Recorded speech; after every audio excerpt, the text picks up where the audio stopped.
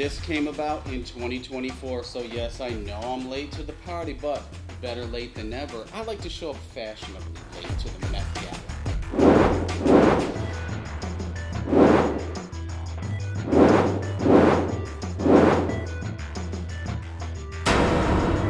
So the lights are on, the bar is set. I'm just polishing up my glass because, this is a special presentation.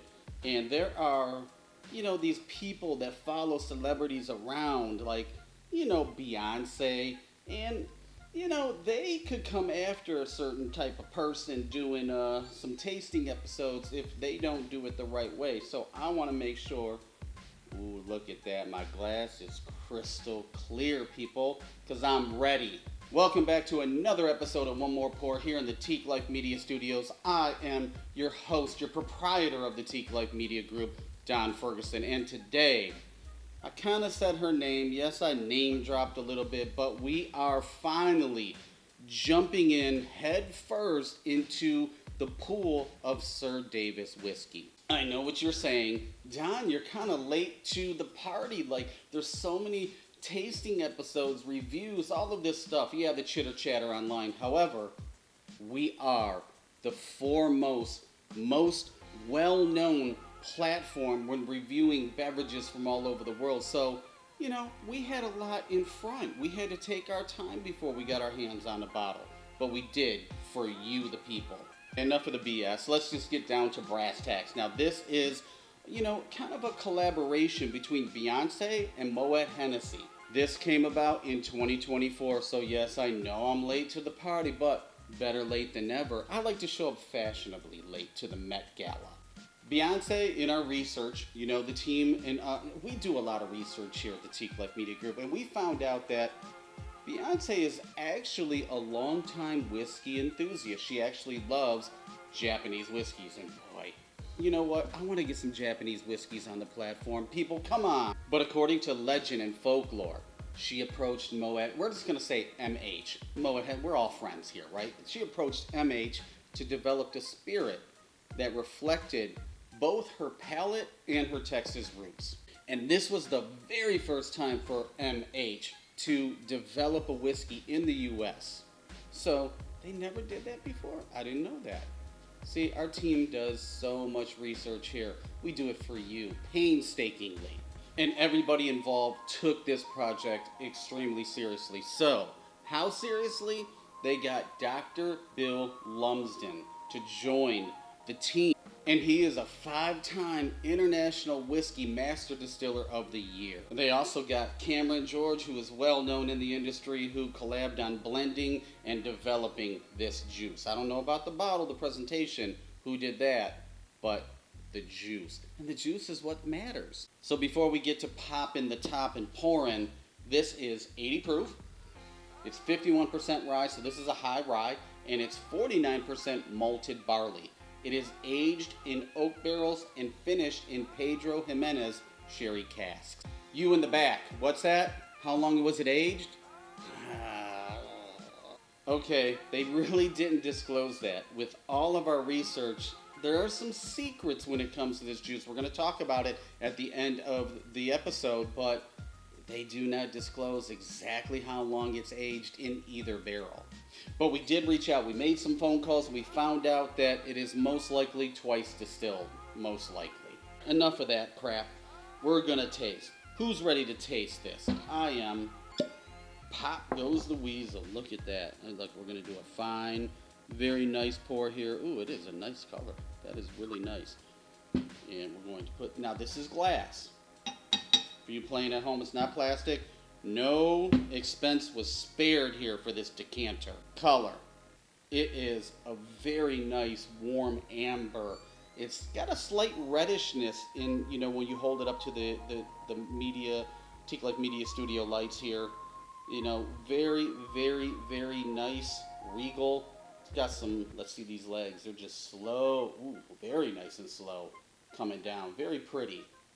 But yeah, when it comes to color, very nice so far. All right, let's go in for the aroma. Now, I know there's people out there that really don't care for a high rye. I may be one of them. So, and it just all really depends because some of these ryes, they're very, very spicy. We'll talk a little bit about, the blend here and how it might have helped it out. But let's just go in for the aroma first. So, very soft rye.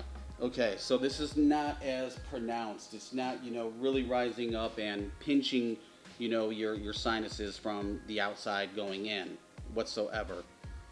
Very soft rye. You're getting actually, wow, there's some dry, oh yeah, oh my God, that raisin.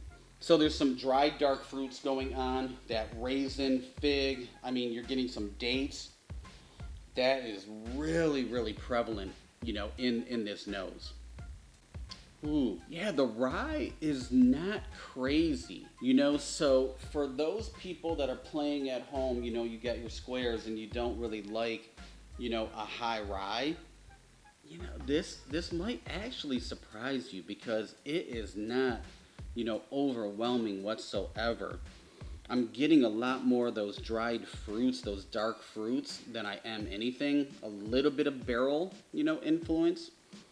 A tad bit of vanilla, which that could be the barrel, and stuff. And then kind of like a nice rounded honey, which that could be from the Pedro X. We're just going to call it Pedro X. Those sherry casks, because that's going to be, a little bit sweet on the back end, or at least on the finish. Alrighty then, who's ready for the taste? I am. Let's go into number one. We're going to do 3 sips.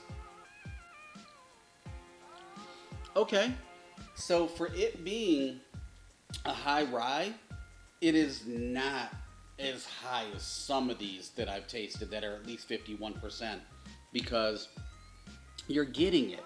You are getting that spiciness. However, because of the malted barley, it's going to mute it. It's going to balance it and smooth it out. That's really what I'm getting. A rye can be very spicy. It can be sharp.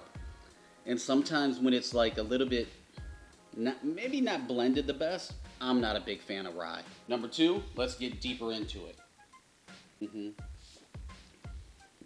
Those dark fruits are really, really prominent. Like a dark raisin, wow, a dried. That is crazy because I'm really picking those up. Now it is a little creamy. It's gonna have a nice roundness, a tad bit of sweet, but it's not overly sweet. I kind of expected this to be a little bit sweeter than what it really is, and that's a good thing. I don't want it to be overly sweet, but that dark fruit is really highlighted. I'm getting just a tad bit of caramel from the barrel. There's a sweetness on the back end. Just like I said, we'll talk about the finish, but yeah, this is actually quite pleasant. 3, we're going to get into the finish. So I'm getting some wood. I'm getting some sweetness from the Pedro X barrels. Dark fruit is just abundant in here. Very, very soft, subtle hint of caramel. This is very balanced. For this being a high rye, this is very surprising to me right now. When it comes to the finish, it's really like a medium light. It's wrapped in a little bit of spice, but it's very soft. It's clean. That dried fruit just stays there for days. It is just hanging out, saying, hello, did you miss us? We're back.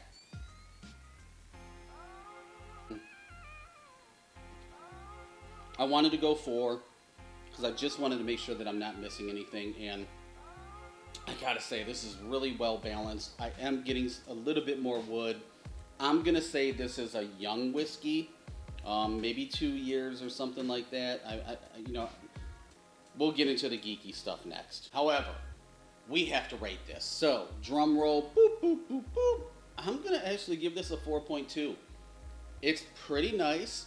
It is balanced. It's not a high proof either. I know some people, the whiskey enthusiasts and bourbons, they want theirs to be 180,000 proof, but this is a mellow drinker, and I think it's really targeting the American audience, right across. Maybe not the enthusiasts, but I'm just going to say, it's a pretty nice sipper. Let's get into the geeky stuff. Now, there is a lot of stuff that they don't disclose. I don't know why.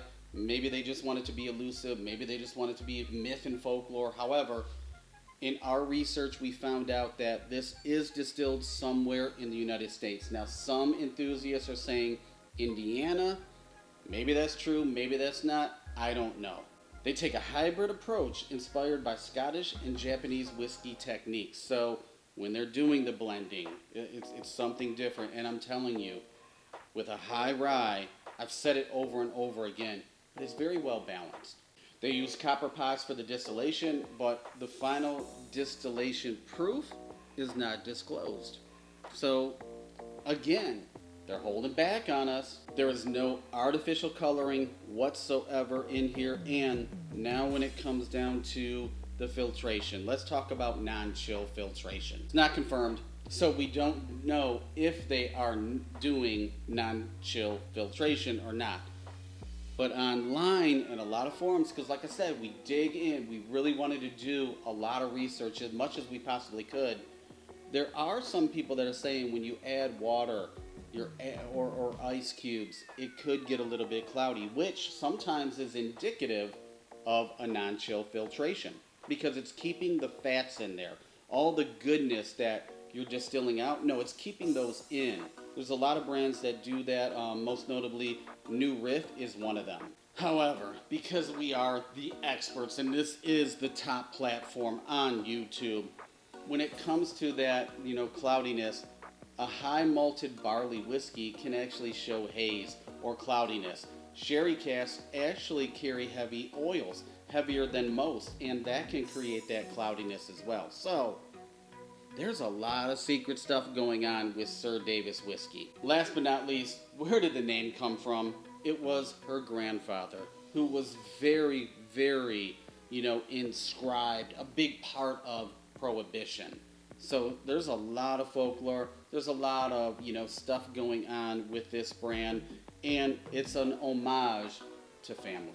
If you want to learn a little bit more about Sir Davis whiskey, we're going to drop the website in the comments where you can read a little bit more and you can possibly order online. So that wraps up another episode of One More Pour here in the Teeqlife Media Studios. Be sure to like, comment, subscribe, share, tell your friends about the platform, and if you need a recommendation for anything, feel free to reach out to us. We're here to help.